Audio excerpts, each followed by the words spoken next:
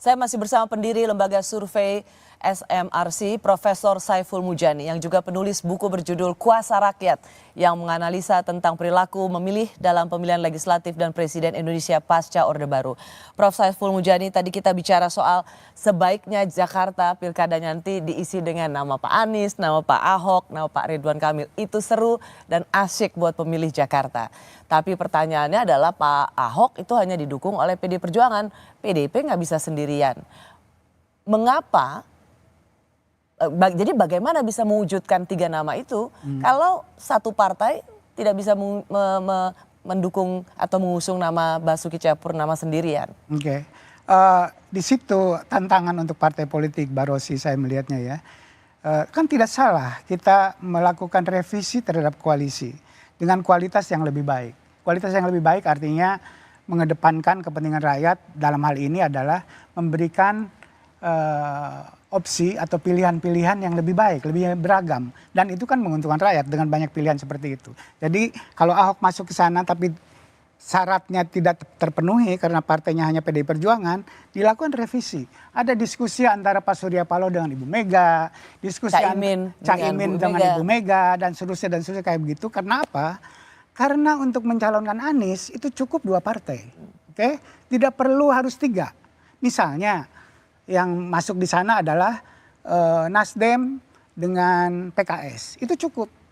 Sekarang partai PDI Perjuangan dengan PKB misalnya, itu bisa untuk mendukung Ahok misalnya seperti itu. Nah, jadi itu adalah satu perbaikan daripada bentuk-bentuk koalisi dalam pemilu nasional sebelumnya.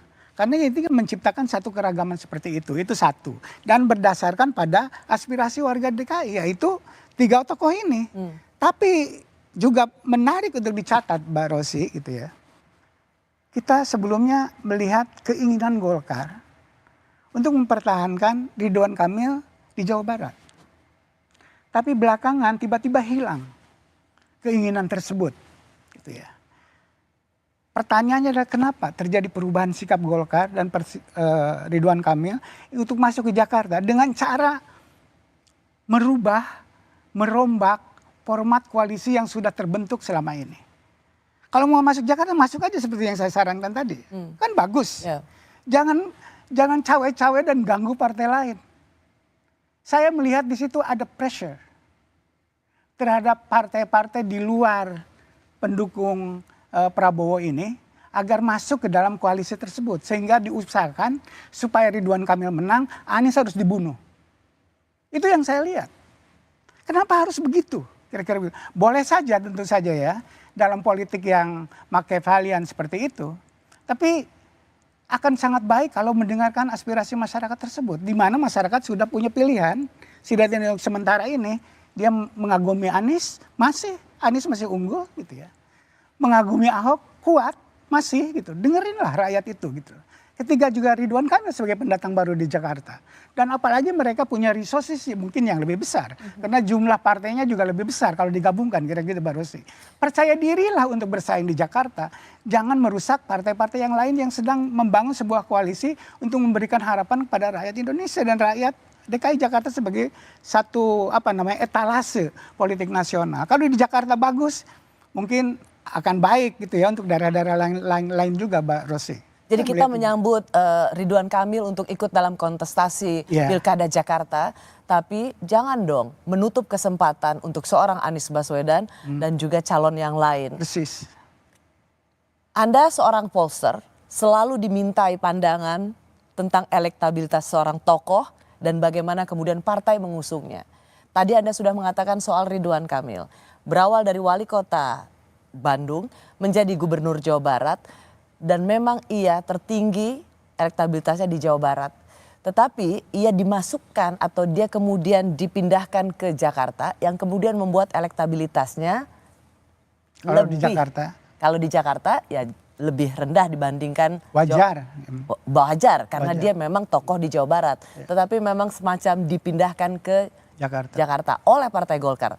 Apakah menurut Anda Partai Golkar ini sedang mengorbankan sesuatu atau memang sengaja dikorbankan? Saya melihat begini, Mbak Rosy, ada kejanggalan di situ ya kalau dilihat secara politik. bagaimanapun bagi Golkar sebagai sebuah partai politik, jumlah kursi itu yang utama. Ya, tujuannya adalah mengumpulkan kursi sebanyak-banyaknya di DPR. Oke. Nah, kalau bicara itu, jauh Jawa Barat lebih strategis daripada DKI Jakarta. Untuk Partai Golkar? Untuk Partai Golkar. Mengusung kadernya sendiri? Iya. Jadi memenangkan Ridwan Kamil di Jawa Barat itu jauh lebih strategis bagi Partai Golkar ketimbang memenangkan Ridwan Kamil di DKI yang belum tentu menang. Oke? Ya gitu. Oleh karena itu paling logis adalah seperti suara-suara yang muncul di Golkar sebelumnya, Ridwan Kamil akan dijaga di Jawa Barat. Oke? Tidak akan masuk ke Jakarta. Tapi belakangan kan kita tahu akan masuk ke Jakarta. Dengan sendirinya itu adalah sebuah kemenangan besar bagi Gerindra sendiri. Karena pesaing Ridwan Kamil kedua setelah Ridwan Kamil itu adalah kader Gerindra. Dan dialah kemungkinan akan itu Deddy Mulyadi di Jawa Barat. Kemungkinan akan terpilih menjadi gubernur di Jawa Barat. Itu kemenangan bagi Gerindra, kekalahan bagi Golkar. Kita bicara kalah dan menang kan dalam soal ini gitu ya. Terus berikutnya adalah di DKI. Di DKI mengorbankan dan menciptakan satu bentuk politik kartel yang sangat buruk. Bentuk kartel tadi hilangnya persaingan, dimonopoli oleh satu kekuatan tertentu gitu ya, yang tidak bisa saya sebutkan namanya. Dalam hal ini Barosi. Nah, di situ kemudian yang kita melihat adalah sebuah kolusi gitu ya. Partai politik itu bukan partai sebenarnya. Karena partai itu mengandaikan adanya hubungan dengan konstituen dan seterusnya, adanya persaingan antara partai politik untuk mendukung kadernya dan seterusnya semacam itu. Apa yang terjadi yang kita lihat di Jakarta adalah semuanya kolusi. Semuanya kompromi. Tidak mengedepankan kepentingan masing-masing partai. Dan pemilihnya. Pasti di sini ada koordinasinya. Tidak mungkin secara spontan tiba-tiba jadi sepakat kayak begitu, tidak. Saya melihat di situ ada sebuah kekuatan yang extraordinary itu yang membuat koalisi tadi tidak menjadi lebih baik, malah menjadi lebih buruk dalam membuat sistem kepartean kita sistem kepartean kartel sebagaimana udah ditulis teman saya Dodi Ambardi. Bung Saiful, Pak Anies Baswedan ketika ditanya wartawan mengatakan begini, apakah pertanyaan wartawan begini, ada upaya Kim Plus ini untuk jegal Pak Anies di Jakarta? Jawab Pak Anies, ya itu kan semua spekulasi kita sekarang ini. Tidak ada yang berubah, memang ada yang berubah, belum ada yang berubah.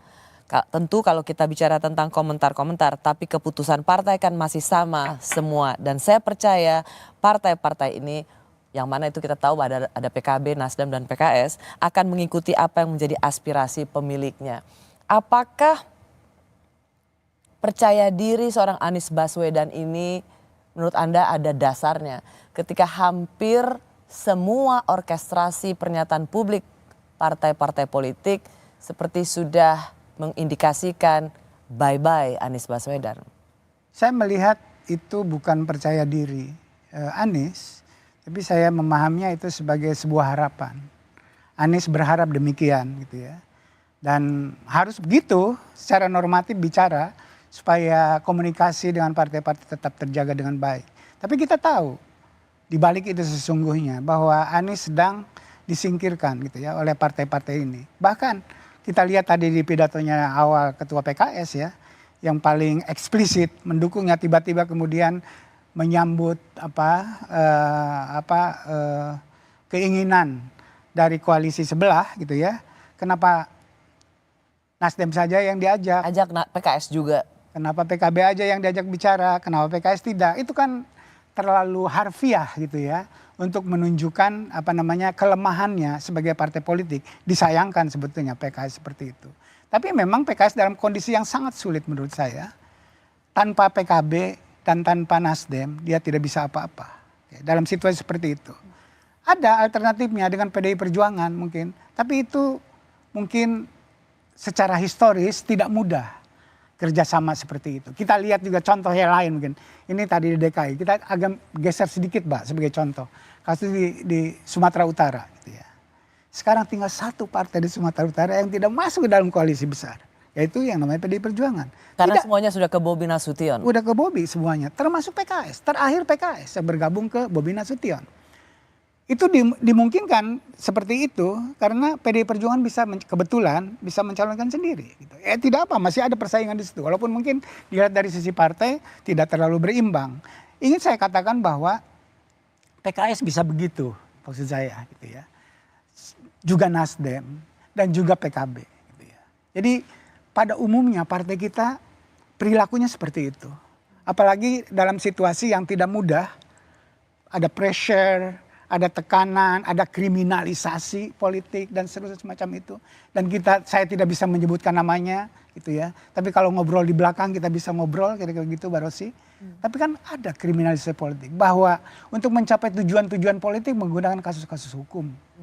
Saya melihat itu pada partai politik besar gitu yang terjadi di negeri ini. Dan itu sangat buruk bagi politik kita, bagi kemandirian partai politik, dan bagi kehidupan publik kita. Masyarakat yang berharap pada hasil pemilihan umum maupun pemilihan kepala daerah. Mbak Rosy. Kami kembali sesaat lagi.